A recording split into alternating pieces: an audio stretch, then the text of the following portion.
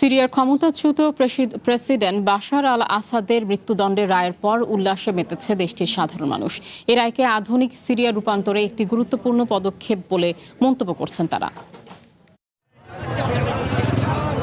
ক্ষমতাচ্যুত president Bashar আল আসাদ এবং তার সরকারের কর্মকর্তাদের মৃত্যুদণ্ডাদেশের পর এভাবেই নেচে গেয়ে উল্লাস করেন সিরীয়রা। মঙ্গলবার ইদলিবের রাস্তায় মিষ্টি বিতরণ আর আনন্দ উদযাপনে মাতে দেশটির সাধারণ মানুষ।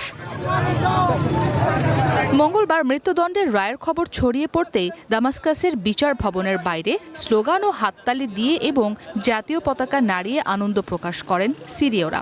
রায়কে স্বাগত জানিয়ে তারা বলেন, এটি আধুনিক সিরিয়ার রূপান্তরে এক গুরুত্বপূর্ণ অধ্যায়।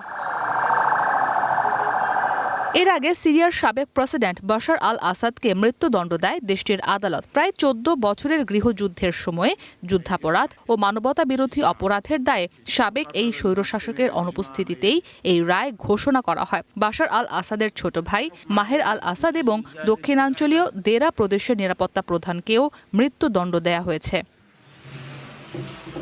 2024 সালের ডিসেম্বরে আহমেদ আল শারার নেতৃত্বাধীন হায়াত তাহরির আল শাম সিরিয়ার ক্ষমতা দখলে নিলে পরিবার সহ পালিয়ে রাশিয়ায় আশ্রয় নেন বাশার আল আসাদ। আহমেদ আল শারার নেতৃত্বে সিরিয়ার দায়িত্ব নেয় নতুন সরকার। আল শারার অন্তর্বর্তী সরকার ক্ষমতা গ্রহণের পর এই বছর বাশার আল আসাদ ও তার সরকারের বিভিন্ন ব্যক্তিদের বিরুদ্ধে বিচার প্রক্রিয়া শুরু হয়। মঙ্গলবারের দণ্ডাদেশ বাশার ও তার পরিবারের সদস্যদের বিরুদ্ধে প্রথম রায়ের ঘটনা। ইসরাত মুক্তি, ওয়ান ইন্টারন্যাশনাল ডেস্ক।